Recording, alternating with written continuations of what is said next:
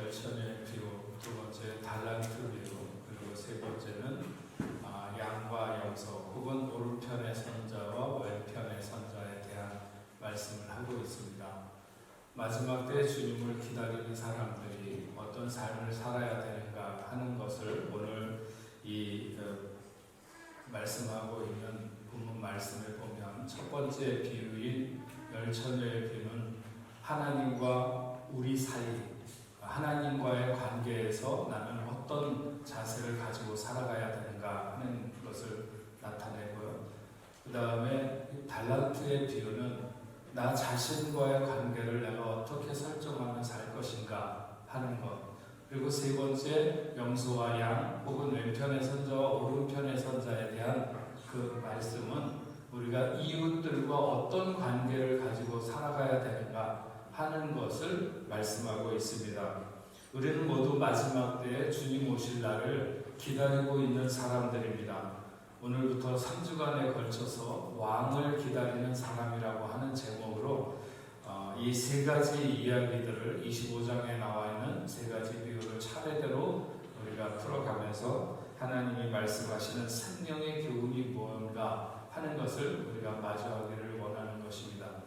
오늘 말씀 1절은 이렇게 시작합니다. 그때 천국은 마치 등을 들고 신랑을 맞으러 나간 열 처녀와 같다 하리니, 여기에 처녀들은 그 신부의 들러리를 쓰는 사람들을 말하죠. 당시 결혼 풍습에 의하면 이 신부의 들러리들은 저녁 무렵부터 등을 들고 나가서 신랑을 기다렸다가 그 신랑과 함께 오는 일행을 혼인잔치로 인도하는 역할을 하도록 되어 있습니다. 본문에 보면 두 종류의 처녀들이 나오죠. 이들은 모두 잔치라고 하는 것 때문에 들떠 있었고 또 기다리고 있었지만, 그 중에 5 처녀는 자기들의 우선적 임무, 다시 말하면 그 신랑을 영화롭게 만든 것에 대한 임무를 생각하지 못했습니다. 그래서 등만 챙기고 거기에 필요한 기름을 준비하지 않았다, 이렇게 말씀하고 있고요.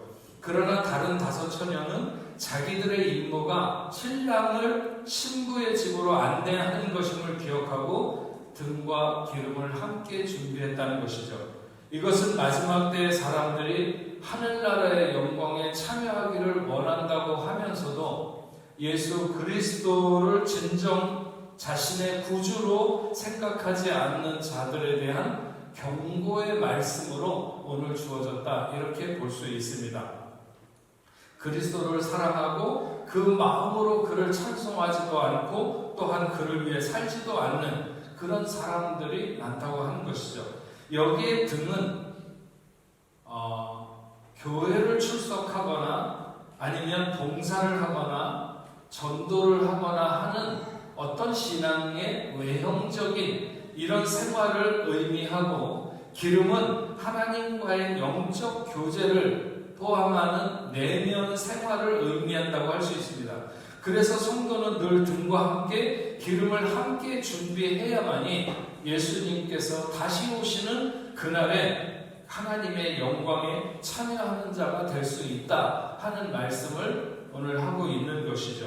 5절 말씀을 보면 신랑이 더디옴으로 다 졸며 잘세, 이렇게 말했고, 13절의 말씀에 보면 그런즉 깨어있으라, 너희는 그 날과 그 때를 알지 못하느니라, 이렇게 말씀했습니다.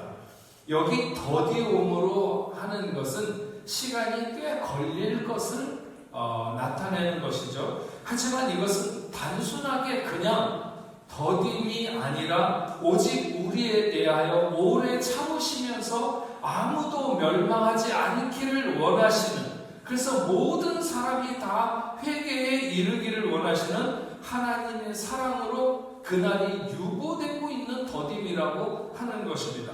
열처녀가 모두 졸며 잤습니다. 이것은 물리적이고 자연스러운 일일 수 있습니다. 하지만 모두가 졸고 잘 때라도 믿는 자들은 영적으로 깨어 있어야 한다는 것을 말씀하는 것이죠. 9절 말씀에 보면 슬기 있는 자들이 대답하여 이르되 우리와 너희가 쓰기에 다 부족할까 하노니 차라리 파는 자들에게 가서 너희 쓸 것을 사라. 12절 말씀을 보면 대답하여 이르되 진실로 너희에게 이르노니 내가 너희를 알지 못하노라 하였노라. 이 두 말씀에서 나타나는 중요한 교훈은 구원의 문제라고 하는 것은 하나님과 개인 간에 해결해야 될 1대1의 문제라고 하는 것을 분명하게 밝히고 있는 것입니다. 기름을 준비하고 있던 처녀들이 기름이 떨어진 처녀들에게 나눠줄 수 없다고 한 것은 구원의 은혜는 개인적인 소유로 결코 남에게 덜어줄 수 있는 것이 아니라고 하는 것이죠. 그래서 최종적인 구원의 날이 이르게 되면 그때는 아무도 자기의 가장 사랑하는 형제라 할지라도 구원할 수 없다고 하는 것입니다. 그래서 우리는 항상 명심하고 살아야 되는 것이 구원은 하나님과 인간의 1대1의 관계에 있다는 것을 인지하는 것. 이것이 무엇보다 중요한 것입니다. 주께서 하나님 나라의 영광으로 오실 때 우리에게 너는 내 잔치에 참여하라고 하실지 아니면 내가 너를 도무지 알지 못하노라고 하실지 그것은 정말 우리의 삶이 그에게 초점을 맞추고 그를 진정으로 사랑하며 사는가 하는 것에 따라서 그 결과가 나눠질 것입니다. 2절부터 4절 말씀을 보면 그 중에 5은 미련하고 5은 슬기 있는지라. 미련한 자들은 등을 가지되 기름을 가지지 아니하고 슬기 있는 자들은 그릇에 기름을 담아 등과 함께 가져갔더니. 우리는 먼저 미련하여 기름을 준비하지 않은 자들에 대해서 생각해 보길 원합니다. 기름을 가지지 않았다고 하는 오늘 본문에 나타난 말이 기름을 등에 넣지 않았다는 말인지 아니면 그 여분의 기름을 가지 않았다고 하는 것인지는 명확하지 않지만 앞에서도 언급했듯이 기름이라는 것은 등불을 밝히는 근원적 요소로서 만약 등을 성도들의 외향적인 신앙 생활에 의미한다면 기름은 그 신앙의 원초적인 힘이 되는 하나님과의 영적 교제를 통한 생명력 넘치는 내적인 생활, 성령 충만이나 견고한 믿음 같은 것으로 생각할 수 있습니다. 그렇게 보면 미련하여 기름을 준비하지 않은 자들은 중생케 하시는 성령의 체험이 없는 그런 외형적인 성도다 이렇게 말할 수 있겠죠. 사실 외형적으로 볼 때 성도들이 별 문제 없고 성실해 보일 수 있는 사람들, 그런 사람들은 얼마든지 있습니다. 하지만 성령에 사로잡히고 믿음과 사랑의 역동적인 힘이 나타나지 않는 그런 관계를 유지하는 사람들도 너무 많다고 하는 것이죠. 그러나 이것은 오늘 말씀하고 있는 미련하여 기름을 준비하지 않는 자에 해당하는 것이다. 이렇게 말할 수 있습니다. 바다의 왕인 고래가 중병에 걸렸습니다. 그래서 피가 많이 모자라서 헌혈을 해야 됐습니다. 소식을 듣고 온 많은 의리 있는 물고기들이 앞을 다투어서 고래를 위해서 헌혈을 하게 되었습니다. 근데 평소에 고래와 그렇게 가깝게 지내던 붕어가 끝까지 헌혈을 거부하는 것이었어요. 그래서 다른 물고기들이 의아해서 야, 너는 평소에 고래 형님하고 그렇게 사이가 가까운데 이런 어려운 일이 있는데 어떻게 네가 헌혈을 안 할 수 있냐 이렇게 얘기를 하니까 붕어의 얼굴이 점점 창백해지면서 기어들어가는 목소리로 그렇게 말을 했다고 합니다. 사실 비밀이 하나 있는데 나는 붕어가 아니고 붕어빵이야. 그래서 내 속에는 피가 없어. 이렇게 얘기를 했다고 합니다. 붕어빵이 겉모양은 붕어 모양일지 몰라도 속에는 붕어의 피가 없듯이 어떤 사람들이 외형적으로는 그리스도인인 것 같아도 그 속에는 주님의 보혈이 없는 이가 있는 거죠. 그래서 주의 피도 모르고 주의 십자가도 모르는 그의 삶의 죄에서 대한 어떤 죄사함의 해방도 모르고 참된 자유도 모르는 등만 준비하고 기름이 없는 미련한 5처녀는 바로 이와 같은 것이라고 하는 것입니다. 물론 8절에 미련한 자들이 슬기 있는 자들에게 이르되 우리의 등불이 꺼져가니 이렇게 말을 했는데, 이런 표현을 보면 기름의 여분이 없는 것으로 추측할 수 있습니다. 그리고 실제로 당시에 유대인들이 등불에 기름을 담는 용기, 그 등 밑에 있는 그 용기를 굉장히 작게 돼 있어서 다른 여분의 기름통을 가지고 다녔다고 합니다.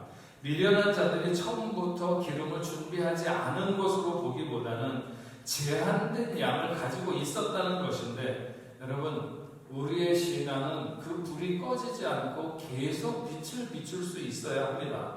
아무리 우리가 열심히 신앙생활을 어느 한때 하는 것 같아도 우리가 정말 피니시 라인을 돌파하지 못한다면 그 결과를 인정받을 수 없는 것입니다. 우리의 불빛이 사라지면 우리는 즉시 어두움에 놓이게 되고 어두움의 지배를 받게 된다고 하는 것이죠. 미련한 처녀들이 슬기 있는 처녀들에게 기름을 팔라고 할 때 그들은 파는 이에게 가서 너희 쓸 것을 사라고 했습니다. 인생이 줄 수 있는 것과 인생이 줄 수 없는 것, 누군가 도와주는 것으로 되는 일이 있고 누군가가 도와줘도 안 되는 영역이 있다는 사실을 우리는 알아야 되는 것이죠. 슬기로운 처녀들이 마음이 악하거나 아니면 매정해서 그렇게 말했을 것이라고는 일도 생각할 수가 없습니다. 그것은 오직 하느니, 즉 하나님과의 관계에서만 해결할 수 있는, 어떤 인생이든지 하나님과의 관계에서만 해결할 수 있는 문제라고 하는 것이죠. 잠언 28장 26절에 보면 자기 마음을 믿는 자는 미련한 자로 지혜롭게 행하는 자는 구원을 얻을 자니라, 이렇게 말했는데 자기의 마음을 믿고 말씀에 마음을 두지 않은 거예요. 어두울 때를 위해서 기름을 준비해야 되는데 그 기름을 누군가는 우리의 기도다 이렇게 말하는 사람도 있어요. 그래서 항상 우리의 기도가 충분하고 그리고 깊은 기도를 해야 된다 이렇게 말하는 사람들도 있죠. 이 미련한 다섯 처녀를 살펴보면 가장 먼저 자기 사명이나 목적 의식이 너무 희미했어요. 사도행전 19장 32절 말씀을 보면 이런 기사가 나옵니다. 사람들이 외쳐 어떤 이는 이런 말을 어떤 이는 저런 말을 하니 모든 무리가 분란하여 태반이나 어찌 모였는지 알지 못하더라. 그러니까 에베소 원형극장에 사람들이 꽉 차게 들어찼어요. 여러분 가보신 분 알겠지만 엄청나게 크고 수많은 사람들이 들어오는 그 원형극장에 사람이 꽉 들어찼는데, 근데 그래서 고래고래 소리를 지르는데 그 중에 태반이나 왜 모였는지 모른다는 거예요. 일단 모여보고 그리고 일단 소리를 질러보고, 그런데 뭘 위해서 왜 그렇게 해야 하는가 하는 것이 그들에게 없었던 것이죠. 이 처녀들은 왜 자기들이 거기에 있었는지에 대해서 사명과 어떤 목적 의식이 희미했다는 거예요. 또 이 다섯 처녀는 결국 충분한 기름을 준비하지 못했다는 것이 이들의 문제였어요. 8절 말씀에 보면 미련한 자들이 슬기 있는 자들에게 이르되 우리의 등불이 꺼져가니 이렇게 말했어요.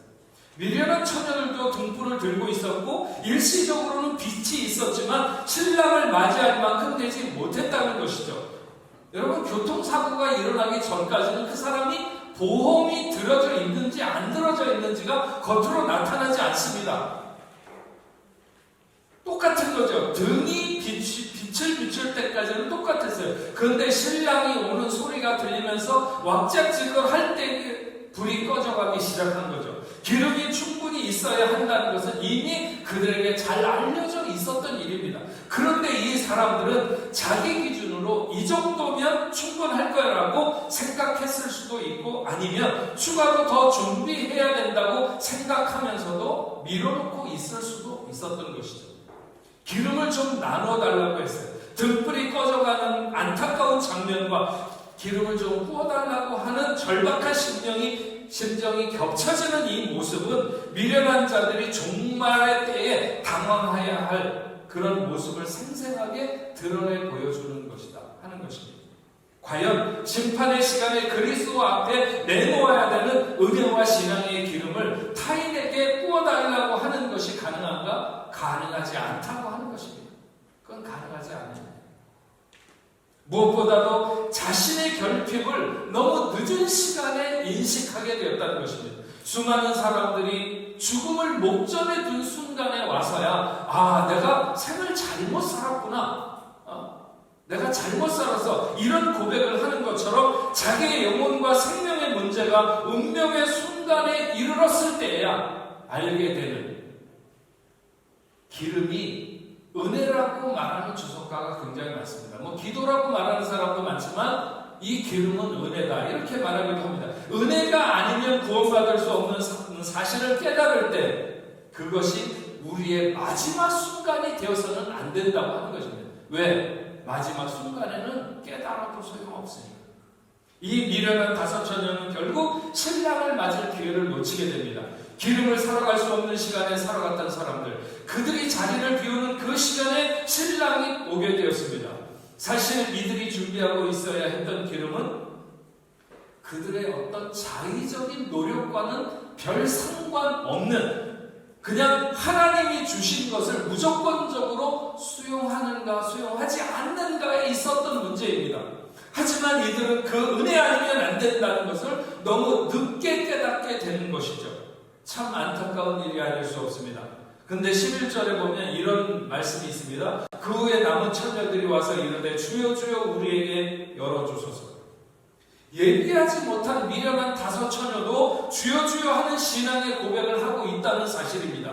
예수께서 나더러 주여 주여 하는 자마다 다 천국에 들어갈 것이 아니요 다만 하늘에 계신 내 아버지의 뜻대로 행하는 자라야 들어가리라 하셨는데, 이 미련한 자들이 닫힌 문 앞에서 아무리 화려하고 애절한 신앙 고백을 한다 할지라도 그들에게 더 이상의 기회는 주어지지 않는 이런 시간이 있다는 사실을 우리는 놓쳐서는 안 된다 하는 것입니다.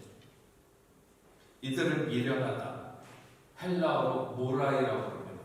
히브리어로 나발이라고 하죠. 나발. 우둔하거나 혹은 얼빠진 이들, 이런 사람들. 어떤 사람이 미련하고 얼빠진 사람인가? 돌이킬 수 없는 시간에, 너무 늦은 시간에 허둥거림으로 남는 자가 미련한 자고 얼빠진 자라고 하는 것입니다. 두 번째로 슬기롭게 등과 기름을 준비한 자들에 대해서 살펴보면 준비성과 분별력을 가진 지혜로운 사람들이죠. 이 처녀들은 신랑이 오는 시간에 그 감추어진 내면이 비로소 드러나게 되고 그 사실성 여부가 극명하게 노출됩니다. 이례적인 은혜의 체험에 머무는 것이 아니라 그분을 날마다 기다리면서 갖춘 신앙생활을 해나가는 사람들만이 기쁨으로 주님을 맞을 수 있습니다. 우리가 생각하는 것보다 빨리 오시지 않는 것 때문에 기름이 충분히 준비되어 있어야 됩니다. 10절 말씀에 보면 그들이 살아간 사이에 신랑이 오므로 준비하였던 자들은 함께 혼인잔치에 들어가고 문이 닫힌지라. 준비하였던 자들은, 하나님 나라는 기다리는 자들의 것일 뿐만 아니라 준비된 자들의 것입니다. 무조건 기다려서 되는 것이 아니라 준비하고 기다려야 된다는 것이죠. 뿐만 아니라 여기 함께 혼인잔치에 들어가고, 함께 혼인잔치에 들어가는 기다리는 공동체, 우리는 모두 왕을 기다리는 교회 공동체 일원들이죠. 우리는 어떻게 해야 그분과 함께 혼인잔치에 들어갈 수 있는가? 준비되어 있다는 말은 다른 말로 깨어있다는 말과 같은 말입니다. 슬기로운 처녀들은 슬기로운 처녀들도 미련한 처녀들도 다 마찬가지로 졸고 있었어요. 깨어있으라고 하는 말이 자지 말고 눈을 뜨고 있으라고 하는 말이 아닙니다. 깨어있으라고 하는 말, 그리고 여기에 보면 그날과 그 시를 알지 못한다고 말했는데, 종말의 때를 기다리는 사람은 항상 긴장하고 준비를 갖추고 있는 사람들, 그런 사람이 깨어있는 사람입니다. 슬기로운 다섯 처녀의 가장 칭찬받아서 마땅한 점은 누구도 대신할 수 없는 구원에 대한 확신을 자신들이 갖추었다고 하는 것입니다. 한 개인의 구원이 그 각 인격의 믿음과 신앙으로 얻어지는 것이며 결코 타인의 믿음이나 도움으로 완성되는 것이 아니라는 사실을 우리는 알아야 합니다. 이것은 윤리적인 차원의 문제가 아니라 존재론적인 문제이고 더 나아가 최후 심판의 문제입니다. 구원을 위한 궁극적 결단의 책임은 당사자에게 있는데 이 지혜로운 처녀 수자녀들은 그 모든 것을 알고 있었다고 하는 것이죠. 분명히 주님이 오시는 그날에도 세상의 정치나 사회나 문화나 경제나 모든 분야에 똑같이 활발하게 움직이고 있을 것입니다. 사람들은 먹고 마시고 시집가고 장가가고 할 것입니다. 그래서 그렇게 몰려다니겠지만 또 그런 가운데 분별력 있는 설교자는 오늘처럼 이렇게 여러분들에게 회개하라고 깨어있어야 된다고 외치겠지만 그럼에도 듣는 사람들 중에는 여전히 결단을 뒤로 미루면서 미련한 자로 남아있기를 작정하는 사람들이 있다고 하는 것입니다. 오늘 이 시간 이 자리에 앉은 여러분들 중에는 그런 분들이 없기를 바랍니다. 근데 오늘 말씀하는 슬기로운 다섯 처녀는 이런 예측할 수 없는 모두가 졸고 있는 시간에 주님 맞을 준비를 갖추었습니다. 우리의 왕이 너무 더디 온다고 생각할 무렵 우리는 또한 도적같이 온다는 사실을 분명히 알아야 합니다. 가장 합당한 것은 신부가 사랑하는 신랑을 기다리듯이 자지 않고 방을 세우며 문소리에도 귀를 기울이듯이 주님을 기다린다면 그는 분명히 주님이 어느 시간에 오시든지 간에 아무런 주저함도 당황함도 없이 기쁨으로 주님을 맞게 될 것이라고 하는 것이죠.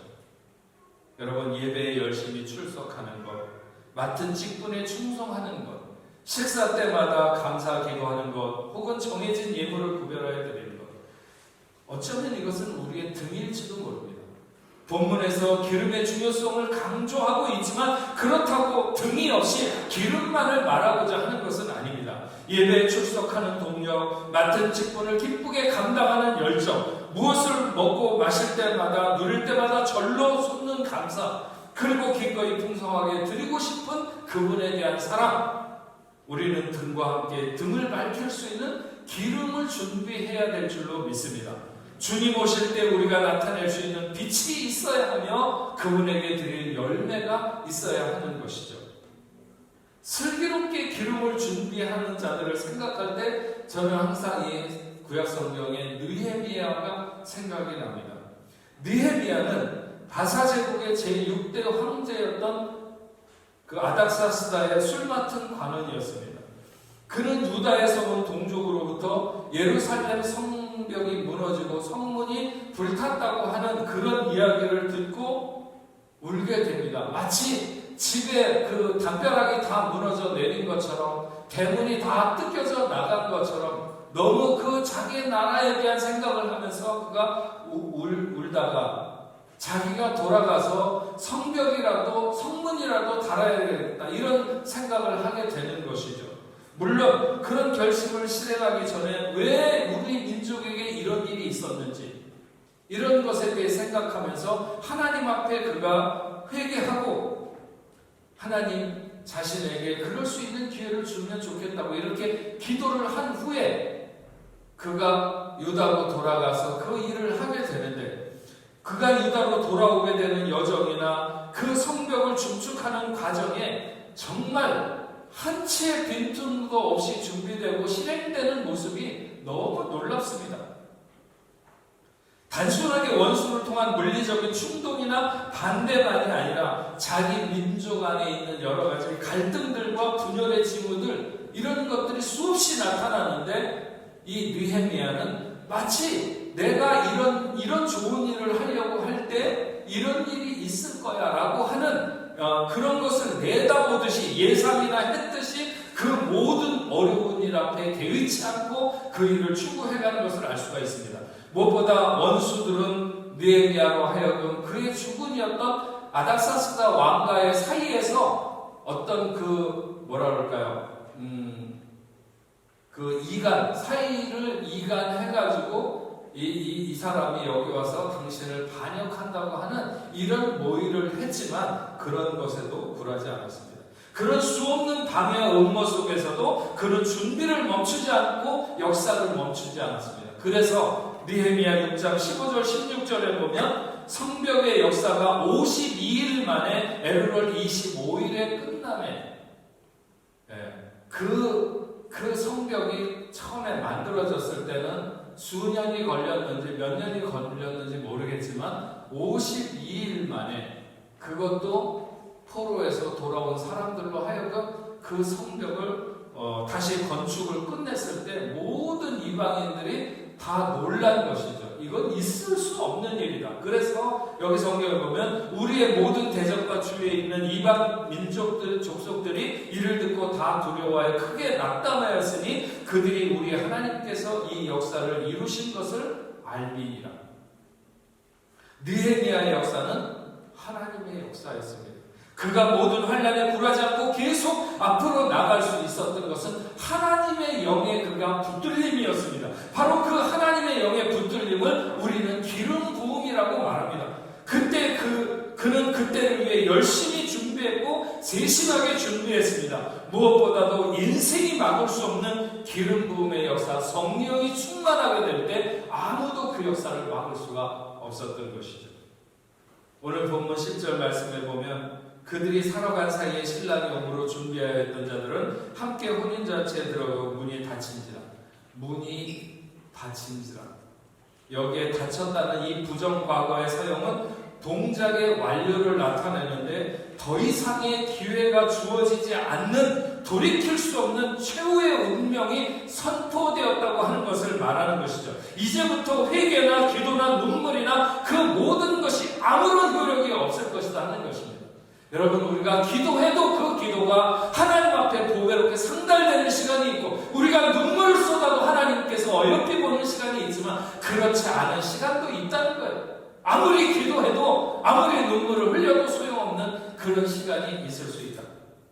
12절 말씀을 보면 대답하여 이르되 진실로 너희에게 이르노니 내가 너희를 알지 못하노라 하였노라. 알지 못한다고 하는 것은 상대방이 어떤 인물인지를 모른다는 것이 아니라 상대방에게 특별한 관계의 형성이나 호의를 베풀 만한 이유가 전혀 없다고 하는 엄정한 선언인 것입니다. 이 선언은 돌이킬 수 없는 선과도 같은 것입니다.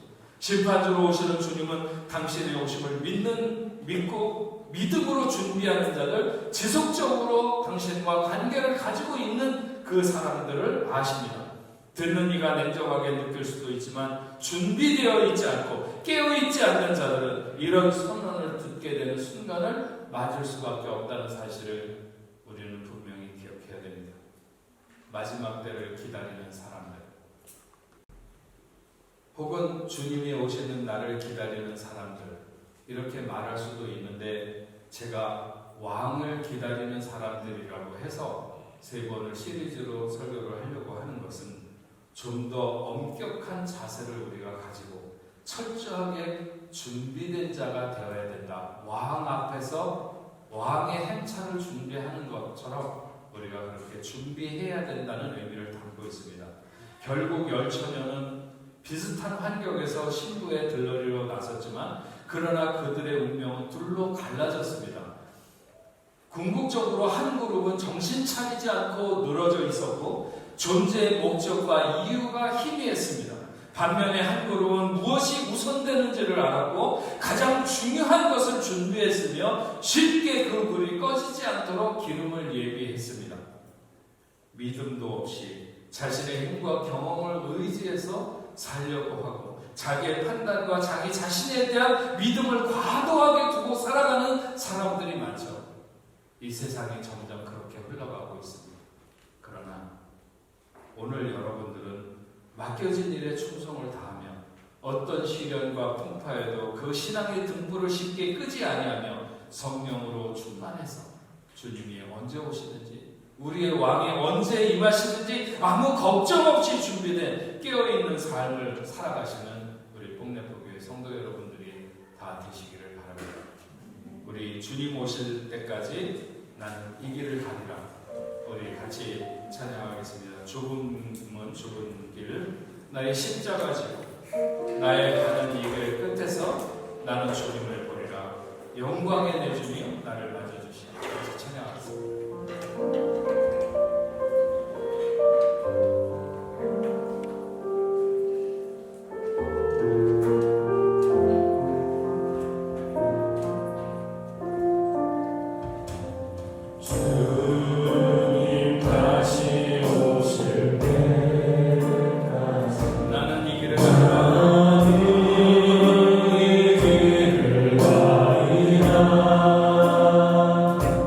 좋은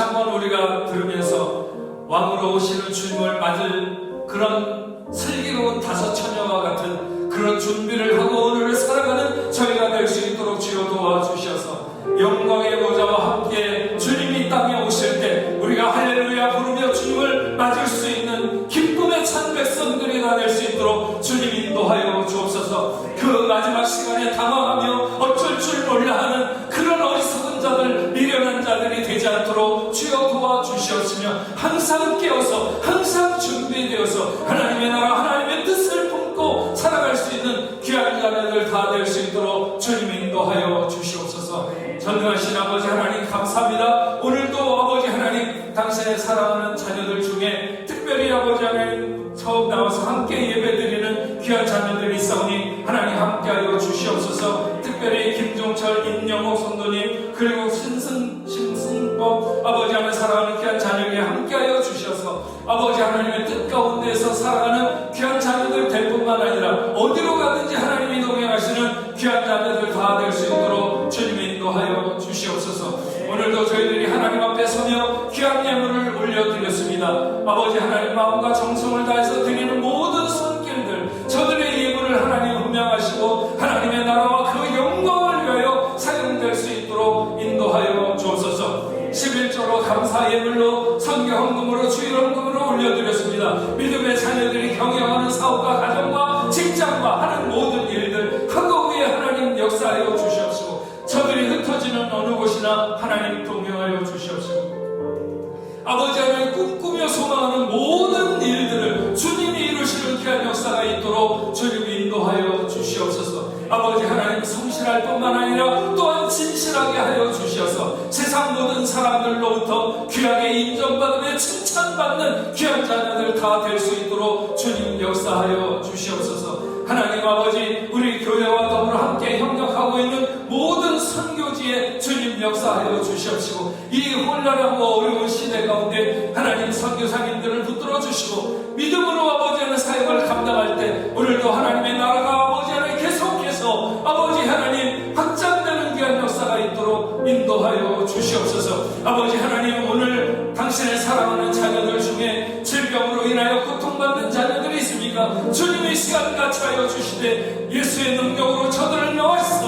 아버지 하나님 모든 질병에서 노인받고 깨끗이 치유되는 귀한 역사 있도록 주님 도와 주옵소서. 우리 아버지 하나님 김영경 원사님에게 아버지 하나님 함께하여 주시옵시고 우리 승리에게도 아버지 하나님 함께하여 주시옵시고 어떤 질병과 어떤 연약함 속에 놓여 있든지 하나님께서 함께하실 때 아버지 하나님 저들의 질병이 물러가고 하나님 앞에 영광 돌릴 수 있는 귀한 자녀들 될 수 있도록 주님 도와 주시옵소서. 아직까지도 돌아오고 있지 않은 아버지 하나님 뽕대포 성도들 어디에 흩어져 있든지 돌아오는 시간까지 안전하고 건강하게 지켜주시옵시고 아직도 물러가지 않는 코로나로 인하여 아버지 하나님 불안해하고 염려하는 모든 하나님의 자녀들 위해 은혜와 감당을 허락하여 주셔서 믿음으로 살아갈 때 하나님 넘치는 아버지의 자신감과 용기로 세상을 이길 수 있도록 인도하여 주시옵소서. 이제는 우리 주 예수 그리스도의 은혜와 하나님 아버지의 크신 사랑과 성령님의 강화 감동으로 교통하심이 오늘 하나님 앞에 나와 예배하는 당신의 사랑하는 자녀들과 저들의 가정과 직장과 두번 고국 위에 세계 만방에 흩어져 복음을 전하는 모든 선교사들과 그 사역진 위에 이제로부터 영원토록 함께 있을지어다. 아멘.